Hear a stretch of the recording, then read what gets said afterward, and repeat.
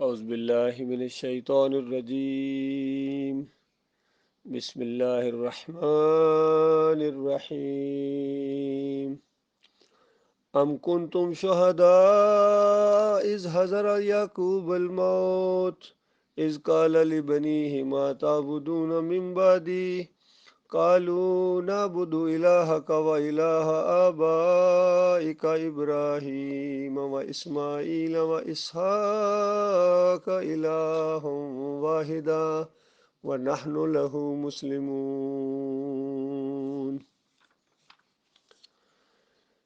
اس سے پہلے درس کے اندر یہ بات بتائی گئی تھی کہ ابراہیم علیہ السلام کے ماننے والے یہ سمجھ رہے تھے، یعنی ان کی اولاد مشرکین مکہ، کہ ہم ان کے طریقے پر ہیں، ہم ان کے دین کے اوپر ہیں۔ ان کو بتایا گیا کہ تمہارا ابراہیم علیہ السلام سے کوئی تعلق نہیں ہے، وہ یکسو مسلم تھے اور شرک کا ایک دبہ بھی ان کے نامہ زندگی کے اوپر نہیں تھا، اور تم ہزار شرک کرنے والے ہو، اٹھتے بیٹھتے پکارتے ہو، لات منات حبل کو پکارتے ہو، خود ابراہیم علیہ السلام کی مورتی بنائی ہوئی ہے، تمہارا ان سے کوئی تعلق نہیں ہے۔ ان کے ساتھ تعلق اب ہمارے اس آخری نبی محمد صلی اللہ علیہ وآلہ وسلم اور ان کے ساتھیوں کا ہے۔ اور ابراہیم علیہ السلام یہی وصیت کر کے گئے تھے اپنے بیٹوں کو، اپنے خاندان میں یہ وصیت چھوڑ کے گئے تھے، گویا کہ یعقوب علیہ السلام اور جو بھی اسحاق علیہ السلام، اسماعیل علیہ السلام، اور ان کے اوپر زور دے گئے کہ میرے بچوں، اللہ تعالیٰ نے تمہارے لیے اس دین کو، یعنی دین اسلام کو چن لیا ہے، اللہ کی فرمانبرداری کا طریقہ مسلم رہو، اور زور دیا اس کے اوپر کہ فلا تموتن الا وانتم مسلمون، تمہیں موت نہ آئے مگر یہ کہ تم مسلم کی حالت میں ہو، یعنی آخری دم، آخری سانس تک اس ایمان خالص کو لے کے جانا ہے، مسلم رہنا ہے، کسی جگہ بھی، کسی موقع کے اوپر بھی کمزوری نہیں دکھانی ہے، مدانیت نہیں کرنی ہے، اور پیچھے نہیں ہٹنا ہے۔ اور پھر اس کے بعد بتایا کہ دیکھیے کس طرح یہ سلسلہ آگے چلا کہ یعقوب علیہ السلام کے اوپر جب وقت آیا، آخری وقت آیا، موت کا وقت آیا، اور اس وقت انہوں نے بھی اپنے بچوں کو اکٹھا کیا، سارے بچوں کو اکٹھا کیا، اور کہا کہ دیکھو، یعنی زندگی میں تم مجھے دیکھ رہے ہو کس طرح میں اللہ کی بندگی کرتا ہوں، مشکل مصیبت میں صبر کرتا ہوں، اللہ کو پکارتا ہوں، اور کس طرح یعنی یہ توحید کی دعوت، رد شرک، اور میری پوری زندگی تمہارے سامنے ہے، میں کبھی کسی اور کے سامنے نہ جھکا ہوں اور نہ کسی اور کو جھکتے دیکھا اور اس کو منع نہ کیا، کبھی ایسا نہیں ہو سکتا، میری یہی تعلیم رہی ہے، یہ تو تم نے دیکھ ہی لیا ہے، اب آخری وقت ہے، میری زندگی میں تم اسی راستے پر چل رہے ہو، اور اب مسئلہ یہ ہے کہ میرے مرنے کے بعد تمہارا کیا حال ہوگا، یہ فکر کھائی جا رہی ہے مجھے۔ اور سارے بچوں نے آگے سے بڑا ہی زبردست اور مناسب جواب دیا، انہوں نے کہا کہ ابا جان اس معاملے میں، کیونکہ دوسری اخلاق کی چیزیں، دوسری کمزوریاں، گناہ گاریاں دیکھی تھیں، تو لیکن ایمان کے معاملے میں انہوں نے کہا کہ یہ تو سوال ہی پیدا نہیں ہوتا کہ ہم اللہ کے علاوہ کسی اور کو اپنا الہ بنا لیں، یہ نہیں ہو سکتا۔ تو بالکل انہوں نے پورے شرح صدر کے ساتھ انہوں نے کہا کہ نعبد الہک و الہ آبائک، ہم آپ کے الہ، یعنی آپ کی بندگی نہیں کریں گے، نہ آپ کو سجدے رکوع کریں گے، آپ کی قبر کو، آپ کی جسم کو، یا زندگی میں ہم نے کبھی نہیں کیے ہیں، اور نہ آپ کے والد صاحب کی بندگی ہوگی، نہ آپ کے دادا کی بندگی ہوگی، الہ تو کوئی نہیں ہے، یہ سارے انبیاء ضرور گزرے ہیں، لیکن الہ تو نہیں ہے کہ ان کو رکوع کیے جائیں، سجدے کیے جائیں، ان کو پکارا جائے، ان کی نظر و نیاز کیا جائے، یہ تو صرف الہ کا حق ہے۔ تو ہم اسی الہ کی جس کی آپ بندگی کرتے رہیں، آپ کے باپ ابراہیم علیہ السلام، دادا، اور یہ سارے آپ کے اسحاق علیہ السلام والد صاحب، تو یہ جس کی بندگی کرتے رہے نا، وہ والا الہ پن پوائنٹ کر دیا تھا کہ کسی قسم کی ذرا شک اور شبہ نہ رہے، اور ساتھ پھر آگے سے اس کو اور سمیٹ کر کہا ذرا زور دینے کے لیے کہ الہ واحدہ، الہ تو بس ایک ہے، کوئی اور تو نہیں ہے، وَنَحْنُ لَهُ مُسْلِمُونَ، لہو کی ضمیر کدھر جا رہی ہے بتائیے؟ تو جب ایمان عقیدے کی بات ہوتی ہے تو بالکل پن پوائنٹ انگلی رکھ دی جاتی ہے، تاکہ کسی کو شک اور شبے کی کوئی گنجائش نہ رہے، کہ بالکل وَنَحْنُ لَهُ، بالکل یہ اسی طرح ہے جس طرح وَخَرُّوا لَهُ سُجَّدًا، ان سب نے کیا تھا، اس سے پہلے سجدہ کر چکے تھے اللہ کو شکر گزاری کا، پورے خاندان نے اللہ کو سجدہ کیا تھا، اور اس میں ذرا برابر کسی کو شک نہیں ہونا چاہیے کہ الہ کون ہے، معبود کون ہے، سجدے کے لائق کون ہے۔ وہ آپس میں ایک دوسرے کو سجدے نہیں کرتے تھے، وہ اللہ کو سجدے کرتے تھے، سارے کے سارے مل کے اللہ کو سجدے کرتے تھے، اس لیے یہاں بھی نحنو، ہم سب، وَنَحْنُ لَهُ مُسْلِمُونَ، ہم اسی کے فرما بردار رہیں گے، اسی کے مسلم ہیں۔ اور بتایا گیا کہ یہ جو جن کی باتیں ہو رہی ہیں انبیاء، یہ کچھ لوگ تھے جو گزر گئے، جو کچھ انہوں نے کمایا وہ ان کے لیے ہے، اور جو کچھ تم کماؤ گے وہ تمہارے لیے ہے، تم سے یہ نہ پوچھا جائے گا کہ وہ کیا کرتے تھے۔ اصل میں یہاں بنی اسرائیل کی ایک اور کمزوری کا رد کیا گیا ہے۔ وہ کہتے تھے ہم ان انبیاء کی اولاد ہیں، ہم ان کے بنی اسرائیل ہیں، اسرائیل کے ہم بچے ہیں، لہٰذا ہمارے ساتھ کوئی خصوصی پیکج ہوگا۔ تو ان کے آباء و اجداد کا ایمان عقیدہ بتانے کے بعد بتایا گیا کہ دیکھو وہ جو کچھ انہوں نے کمایا وہ ان کے لیے ہے، یہ نہیں کہ وہ جو کمائی کر کے گئے اس میں سے تمہیں حصہ ملے گا، اور تمہیں حصہ بھی کیسے مل سکتا ہے، تم تو مشرک ہو، تم تو ان کے راستے کے اوپر نہیں ہو، تو لہذا تمہیں ان کے بارے میں نہیں پوچھا جائے گا کہ تم کن کی اولاد ہو یا وہ کیسے تھے، وہ تو گئے، وہ تو بہت زبردست قسم کے لوگ تھے، تم اپنی سناؤ حضرت جی۔ تو اس آیت کو کچھ لوگ یہ پیش کرتے ہیں، جب طاغوتوں کا رد کیا جاتا ہے، بڑے بڑے اکابرین کے شرک و کفر جب سامنے لائے جاتے ہیں تو کہتے ہیں بھائی دیکھو وہاں قرآن میں نہیں آیا کہ جو کچھ انہوں نے کمایا ان کے لیے تم سے نہیں پوچھا جائے گا ان کے بارے میں، یہاں تو نیک لوگوں کی بات ہو رہی ہے، اور باقی جو کفر و شرک پھیلانے والے ہیں وہ کفر و شرک جو پھیلا کے گئے ہیں تو ان کے بارے میں نہیں پوچھا جائے گا۔ نبی علیہ السلام نے نام لیے ہیں، عمر بن لئی الخزائی کا نام لیا ہے کہ دیکھو یہ تھا وہ جو امت ابراہیم علیہ السلام کے اندر شرک ڈالنے والا اور یہ نظر و نیاز کرنے والا پہلا شخص جو آیا ہے یہ ہے، اس کا نام لیا، اس کے قبیلے کا نام لیا ہے۔ اور پھر قرآن کے اندر کتنے نام آئے ہیں، جتنے بڑے بڑے کفر و شرک پھیلا کے گئے ہیں، قارون ہو، حامان ہو، نمرود ہو، اور جتنے بعد میں جتنے بڑے بڑے طاغوت گزرے ان کے نام لیے گئے ہیں۔ تو یہ نام لینا ہے، یہ نہیں کہ نام نہیں لینا ہے، یہ بالکل ان کو چھوڑ دیا جائے، ایسا نہیں ہوتا ہے۔ یہ قرآن کے معنی اور مفہوم کو بدلی کرنے والی بات ہے جو اس طرح کا طرز عمل اختیار کرتے ہیں کہ ان کو کچھ نہ کہو، ان کو کچھ نہ کہو پھر تمہیں نہ کچھ کہیں، تو قرآن کے معنی اور مفہوم کو یہ لوگ بدلی کر دیتے ہیں۔ کفر بالطاغوت لازم ہے، ایمان خالص کی پہلی شرط اول ہے۔ فرمایا یہودی کہتے ہیں کہ یہودی ہو جاؤ، راست پائے جاؤ گے، عیسائی کہتے ہیں عیسائی ہو تو ہدایت ملے گی، ان سے کہو نہیں بلکہ سب کو چھوڑ کر ابراہیم کا طریقہ۔ دیکھیں پھر وہی انداز کہ جس طرح وہ فرقے کہتے تھے کہ یہودی ہو جاؤ، عیسائی ہو جاؤ تب تمہیں ہدایت ملے گی، بالکل اسی طرح آج بریلوی کہتے ہیں تم بریلوی ہو جاؤ تب ہدایت پر ہو، دیوبندی کہتے ہیں نہیں دیوبندی ہو جاؤ، اہل حدیث اپنی طرف کھینچتے ہیں، قادیانی اپنی طرف کھینچتے ہیں، رافضی اپنی طرف کھینچتے ہیں، سارے اپنی طرف کھینچ رہے ہیں، حنفی ہوں یا حنیفی ہوں جو بھی ہوں اپنی طرف کھینچ رہے ہیں کہ ہمارے ساتھ آؤ گے تو بتائے گا نہیں ہو سر پھیرو، نہیں بلکہ ابراہیم علیہ السلام کا طریقہ، ابراہیم علیہ السلام کا طریقہ جو بھی اختیار کرے گا وہ کامیاب ہے۔ نبی علیہ السلام نے ابراہیم علیہ السلام کا طریقہ اختیار کیا تھا، یہی حکم دیا گیا تھا ان کو، ابراہیم علیہ السلام کا طریقہ اختیار کرو سورہ الممتحنہ کے اندر، اور ان کے ساتھیوں کا طریقہ اختیار کرو، تب تمہیں صحیح ہدایت ہے اور تب تم سیدھے راستے کے اوپر ہو۔ اور فرمایا ابراہیم علیہ السلام مشرکوں میں سے نہیں تھے۔ شرک کرنے والا پھر انبیاء کے راستے پر کیسا ہے، چاہے ایک شرک کرے آدھا شرک کرے، واسطے وسیلے کا شرک کرے، بے حق فلاں بے حرمت فلاں کا شرک کرے، گمبد کا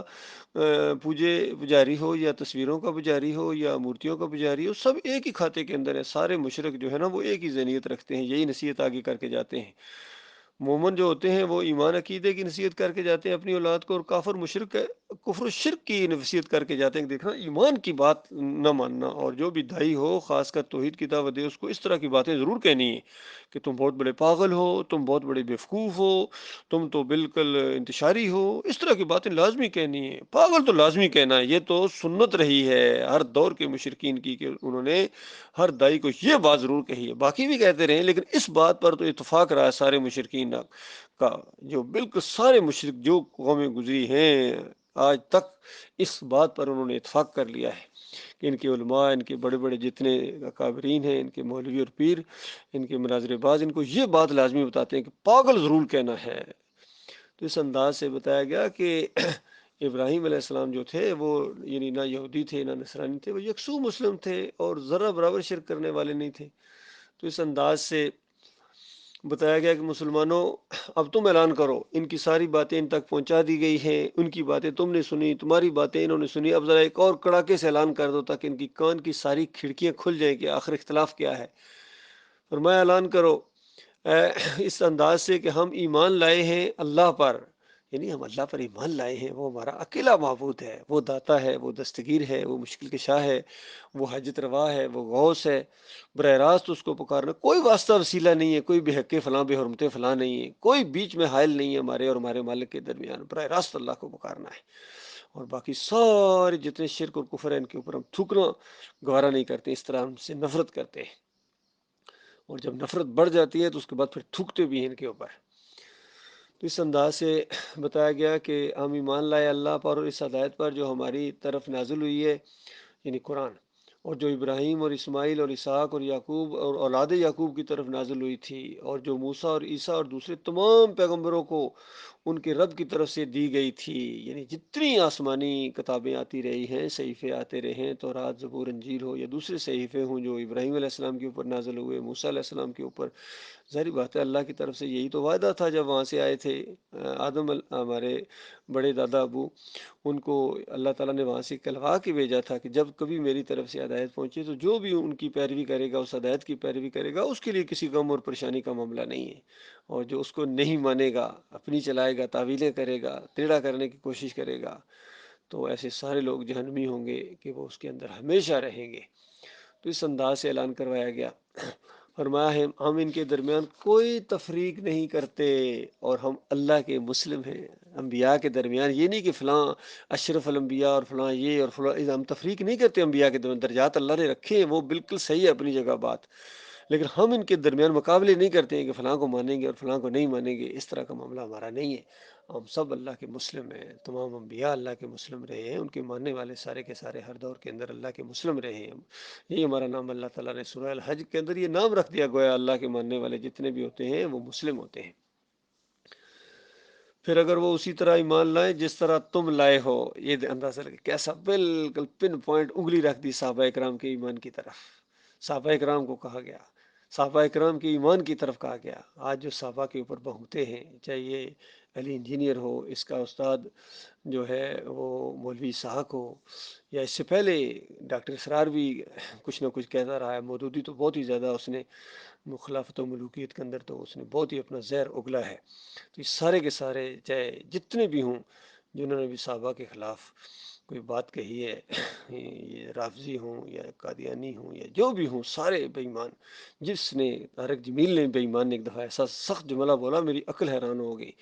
اس کا ویڈیو وہ پوری سوشل میڈیا کے اوپر کہتا ہے میں نے اپنے اکابرین کی کتابوں سے سیکھا ہے کہ اگر کوئی صحابہ کرام کو کافر کہتا ہے تو پھر ایسے لوگوں کو کافر نہیں کہا جائے گا، کیونکہ شیعوں کے محفل میں بیٹھا ہوا تو کیسے یہ الفاظ نہ بولے، تو ایسوں کو تو کافر کہا جائے گا، حضرت صاحب آپ کو بھی کہا جائے گا۔ اس طرح غلیظ جملہ اس کے منہ سے نکلا صحابہ کے خلاف، اور پھر کہ میرے نبی میرے نبی میرے صحابہ، بے ایمان، دو رخا دوغلا ذوالوجہین ہوتے ہیں ایسے لوگ۔ تو بالکل ان کے لیے ہمارے دلوں کے اندر کوئی گنجائش نہیں ہے، اور ان کے اندر ایمان کی رمق نہیں ہے، گویا جو صحابہ کے لیے بال برابر بغض رکھے کسی صحابی کے لیے،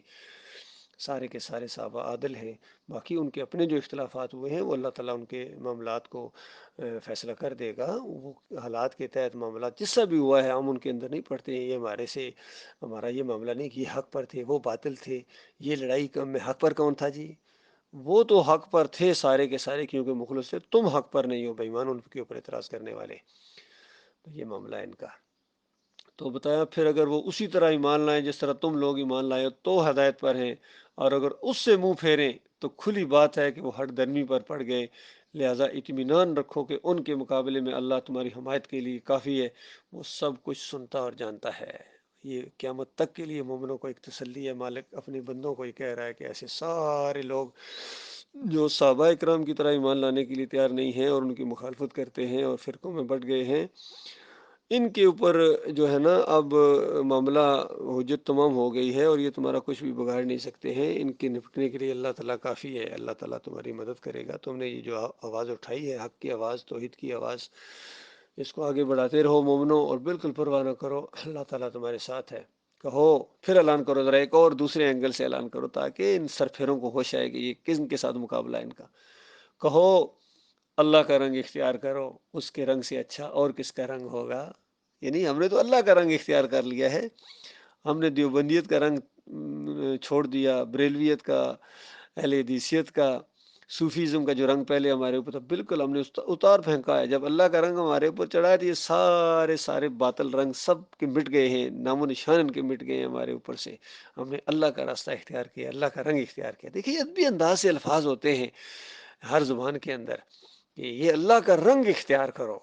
اللہ کا رنگ اختیار کرو. اب کوئی رنگ ڈھونڈنا چلا پائے، وہ دکانوں پر ڈھونڈ لیتا، پھر وہ اللہ کا رنگ کون سا جی، کلر پیلا تو ہوتا ہے، نیلا ہی تو پاگل ہوگا. اللہ کا رنگ اختیار کرو، اللہ کی بندگی اختیار کرو، اللہ کا راستہ اختیار کرو، اللہ کا دین اختیار کرو، اور باقی سارے مسلکوں سے، دیوبندیت، بریلویت، اہل حدیثیت، سب سے جان چھڑاؤ. اور کیونکہ اللہ کا رنگ سب سے اچھا رنگ ہے، اللہ سے رنگ کے سے زیادہ کس کا اچھا ہے. اس طرح دوسری جگہ فرمایا ومن احسن قولا ممن دعا الی اللہ، وہ اس سے اچھی بات کس کی ہوگی جو اللہ کی طرف بلائے، جو اللہ کی طرف بلائے. تو یہ سب سے اچھی بات ہے. اور جو اس کا راستہ روکے، دائی کا راستہ روکے، ایسوں کے ساتھ اللہ تعالیٰ بڑی سختی کرتا ہے. اور ہر دور کے اندر ایسے متکبروں کا اور ایسے بدماشوں کا بڑی سختی کے ساتھ اللہ تعالیٰ نے ان کو پکڑا ہے. فرمایا نبی ان سے کہو کیا تم اللہ کے بارے میں ہم سے جھگڑتے ہو، حالانکہ وہی ہمارا رب بھی ہے اور تمہارا رب بھی وہی ہے، تمہارا بھی رب وہی ہے. یاد رکھیں ایک دن اسی کے پاس جاؤ گے. آئے لگا لو فتوے، کبھی گستاخی رسول کے فتوے لگاتے ہیں، کبھی پاگل کہتے ہیں، کبھی دیوانہ کہتے ہیں، کبھی بیوقوف کہتے ہیں. کہہ لو کہ اور کہو، بالکل ہمارے اوپر بال برابر ان چیزوں کا اثر ہونے والا نہیں ہے، کیونکہ مالک نے اپنے مومن بندوں کی یہی صفت بیان کی تھی. ایسے لوگوں کو جو ایمان کے تقاضے پورے نہ کریں، ان کو کہا گیا تھا کہ اگر تم ایمان کے تقاضے پورے نہیں کرتے ہو تو ہم ایسے لوگوں کو لائیں گے جن سے اللہ محبت کرے گا. اللہ نے محبت کی ہے تب مالک ایسوں کو لایا ہے، محبت کی وجہ سے لایا ہے. مالک کو اپنے بندوں پر بڑا ناز ہے. مالک فرماتا ہے ہم ایسوں کو لائیں گے جن سے مالک محبت کرے گا، پھر وہ مالک سے محبت کریں گے. مالک سے محبت اشد حب اللہ، اللہ سے بڑی شدید محبت کریں گے، اور جہاد کریں گے اللہ تعالیٰ کے راستے میں. اور وہ مومنوں کے لیے نرم ہوں گے، کافروں کے لیے سخت ہوں گے، اور کسی لان تان کی ذرا برابر پرواہ نہیں کریں گے. ذرا برابر تمہارے ان فکروں کے ہمارے پر کوئی اثر نہیں ہوتا ہے، بلکہ ہمارا ایمان اور بڑھتا ہے جب یہ مولوی، یہ سارے جتنے بھی مسلک پرست ہیں، جب ان کے سر کے اوپر ہتھوڑا لگتا ہے توحید کا، ایمان خالص کا، تو ان کا بیجا پچک جاتا ہے، اور پھر اس طرح سانپ کی طرح بل کھاتے ہوئے اپنا زہر اگلتے ہیں. تو بہرحال جو مرضی کر لو، ہم تو اللہ کے راستے میں آ چکے ہیں، ہم اللہ کا رنگ اختیار کر چکے ہیں. اب ہمارا اور تمہارا جھگڑا اللہ کے معاملے کے اوپر ہے، اور اس کے علاوہ ہمارا کوئی جھگڑا نہیں کسی کی. سن لو بالکل سب کہ ہمارے اعمال ہمارے لیے، تمہارے اعمال تمہارے لیے. اللہ تمہارے اعمال کو بھی دیکھ رہا ہے، ہمارے اعمال کو بھی دیکھ رہا ہے، اور ہم اللہ ہی کے لیے اپنی بندگی کو خالص کر چکے ہیں. ہم خالص کر چکے ہیں. تم تو بھی ارادہ فرما رہے ہو نا، یا وہ بھی ڈوان ڈول ہو گئے، اللہ کی طرف آئیں یا نہ آئیں، سچوں کا ساتھ دیں یا نہ دیں. ابھی تو